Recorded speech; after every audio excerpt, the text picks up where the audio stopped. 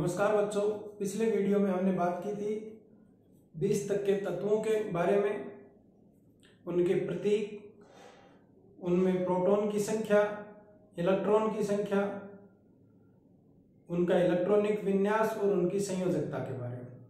साथ ही हमने जो शुरू के 20 तत्व हैं, हाइड्रोजन से लेकर कैल्शियम तक, उनमें इलेक्ट्रॉन कक्षाओं में किस प्रकार से व्यवस्थित होते हैं वो चित्र के माध्यम से भी बताया था। वहां हमने बात की थी कि किसी तत्व का परमाणु क्रमांक उसके नाभिक में उपस्थित प्रोटॉनों की संख्या के बराबर होता है। परमाणु क्रमांक क्या होता है? किसी भी तत्व के नाभिक में जितने प्रोटॉन है उसका उतना ही क्या होगा? परमाणु क्रमांक। आज एक नई टर्म है, नया शब्द है द्रव्यमान संख्या। द्रव्यमान संख्या क्या है?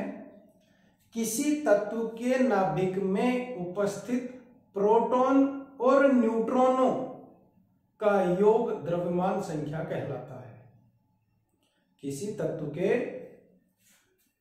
नाभिक में उपस्थित प्रोटॉनों तथा न्यूट्रॉनों की संख्या का योग द्रव्यमान संख्या कहलाता है। इसे लिखते किससे हैं? ए से। ए से इसको निरूपित किया जाता है। और लिखने का तरीका क्या होता है? मान लो कोई तो ये ZXA, X मतलब परमाणु किस तत्व का है उसका प्रतीक, Z परमाणु क्रमांक या परमाणु संख्या और A द्रव्यमान संख्या। जैसे हाइड्रोजन है, हाइड्रोजन का परमाणु क्रमांक 1, ये Z की जगह लिख दिया।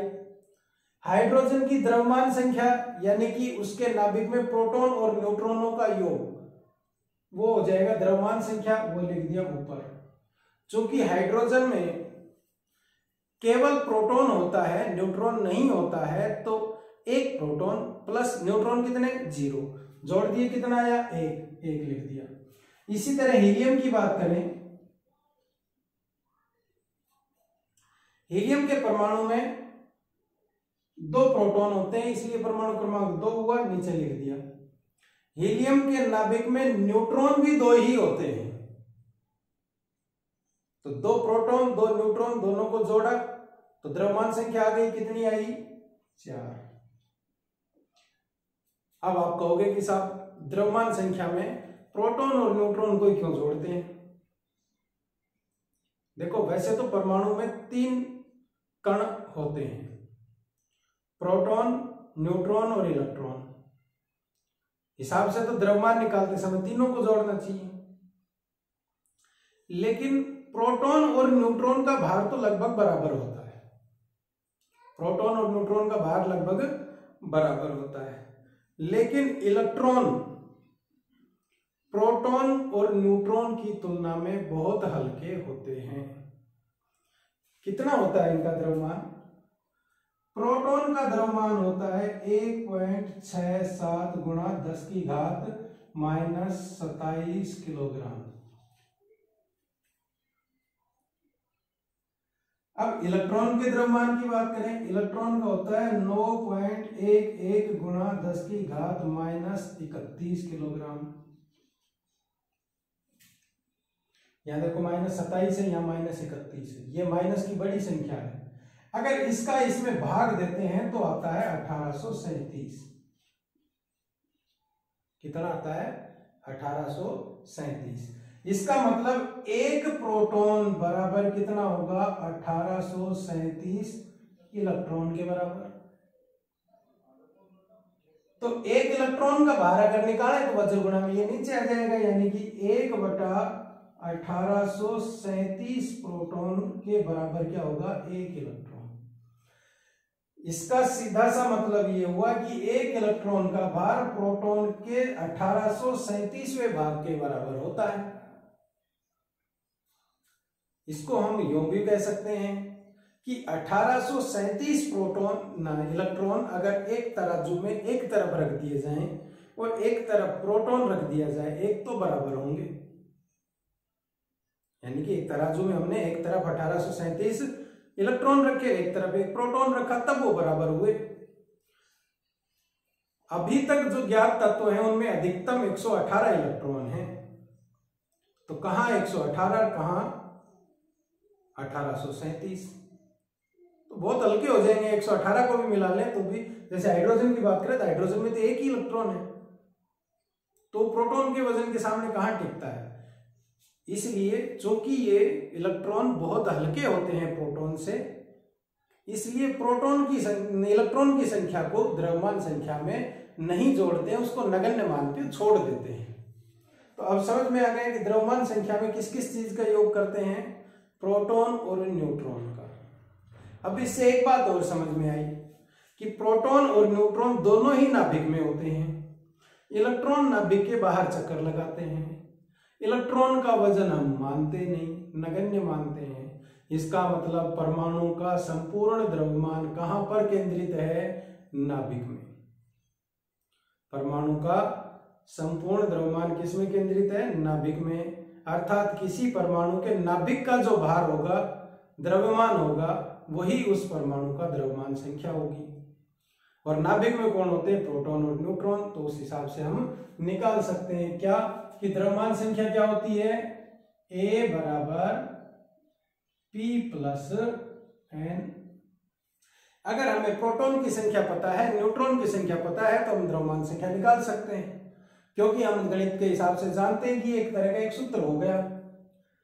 और हम जानते हैं किसी सूत्र में अगर एक चीज गायब है, बाकी चीज दी हुई है, तो उस चीज को निकालना आसान है। जैसे हमें प्रोटॉन न्यूट्रॉन की संख्या दी है, तो हम द्रव्यमान संख्या निकाल सकते हैं। द्रव्यमान संख्या दी है और प्रोटॉन की संख्या दी है, तो न्यूट्रॉन की संख्या भी निकाल सकते हैं। वज्र गुणा से ये इसमें घटा देंगे, वज्र गुणा नहीं, पक्षांतरण से, पक्षांतरण से इसमें से घटा देंगे, न्यूट्रॉन की संख्या आ जाएगी। तो इस प्रकार से ये हुआ द्रव्यमान संख्या। अब ये इस सारणी के अंदर क्या क्या दिखाया गया है, आपको तत्व का प्रतीक दिखाया गया है, क्योंकि हम प्रतीक से ही पहचान जाएंगे कि कौन सा तत्व है, क्या नाम है। प्रोटॉन की संख्या, और हम जानते हैं कि किसी भी उदासीन तत्व में प्रोटॉन और इलेक्ट्रॉन की संख्या क्या होती है, समान होती है। इसके लिए मैंने टर्म वहां काम में क्या ली थी, कि जब तक छेड़खानी नहीं करें, जब तक छेड़खानी नहीं करेंगे तब तक परमाणु उदासीन होगा, उसके ऊपर कोई आवेश नहीं होगा, क्योंकि प्रोटॉन पे धनावेश होता है, इलेक्ट्रॉन पे ऋण आवेश होता है। जितने प्रोटॉन उतने ऋण इलेक्ट्रॉन, तो जितने धनावेश उतने ऋणावेश एक दूसरे को क्या कर देंगे, कैंसिल। एक प्लस एक माइनस को क्या कर देता है, कैंसिल कर देता है। इसलिए उदासीन परमाणु पर कोई आवेश नहीं होगा, वहां पर प्रोटॉन और इलेक्ट्रॉन क्या होंगे, समान होंगे। ठीक। और हम जानते हैं कि जितना प्रोटॉन की संख्या होती है उतना ही परमाणु क्रमांक होता है, देख लो बराबर है। यहां पर दी गई है द्रव्यमान संख्या, इससे पहले दिया गया है न्यूट्रॉन की संख्या। हम यहां से जानते हैं कि प्रोटॉन और न्यूट्रॉन को जोड़ दो तो द्रव्यमान संख्या के बराबर आ जाएगा। ये देखो, एक प्रोटॉन 0 न्यूट्रॉन 1 आ गया द्रव्यमान संख्या। 2 प्रोटॉन 2 न्यूट्रॉन 4 आ गया। 3 प्रोटॉन 4 न्यूट्रॉन 7 आ गया। अब यहां पर एक दिमाग में कंफ्यूजन आ सकता है कि साहब उदासीन परमाणु में प्रोटॉन और इलेक्ट्रॉन तो समान होते हैं, फिर न्यूट्रॉन क्यों समान नहीं होते। कोई जरूरी नहीं है कि किसी परमाणु में प्रोटॉन और न्यूट्रॉन की संख्या समान हो, ऐसा बिल्कुल भी जरूरी नहीं है। समान है बहुत अच्छी बात है, समान नहीं है तो भी कोई टेंशन की बात नहीं है। यहां हम देखेंगे कई बार समान होगी, कई बार समान नहीं होगी, तो नहीं है तो नहीं है, अपने को लोड नहीं लेना। लेकिन उदासीन परमाणु में प्रोटॉन और इलेक्ट्रॉन की संख्या समान होगी। न्यूट्रॉन की संख्या इनके बराबर हो जरूरी नहीं है। न्यूट्रॉन की संख्या की जरूरत हमें द्रव्यमान संख्या निकालने में ही पड़ती है, क्योंकि न्यूट्रॉन की संख्या पता होगी, प्रोटॉन की संख्या पता होगी, तभी हम क्या कर सकते हैं, द्रव्यमान संख्या निकाल सकते हैं। यहां पर हमने ये निकाला 2 2 4 3 4 7 4 5 9 5 5 10 6 6 12 7 7 14, इस तरह से 20 तक के परमाणुओं की ये प्रोटॉन, न्यूट्रॉन और द्रव्यमान संख्या दी हुई है। अब हम आसानी से द्रव्यमान संख्या निकाल सकते हैं। अगली एक टर्म और आती है, द्रव्यमान संख्या से संबंधित ही है, वो है परमाणु भार। परमाणु भार में और द्रव्यमान संख्या में थोड़ा सा अंतर होता है। दिखने में तो क्या है, ये सामान्य एक जैसे लगते हैं और कई बार पर्यायवाची के रूप में काम में भी ले लिए जाते हैं। मुझसे भी पढ़ाते टाइम कई बार ये दोनों एक साथ बोले जाएंगे, एक की जगह दूसरा बोला जाएगा, लेकिन इनमें हल्का सा अंतर है। क्या कि परमाणु भार किसे कहेंगे? किसी तत्व का परमाणु भार वह संख्या है जो यह प्रदर्शित करती है कि उस तत्व का परमाणु कार्बन 12 के एक परमाणु के 12वें भाग से कितना गुना भारी है। अब देखो, ये बेटा दूं,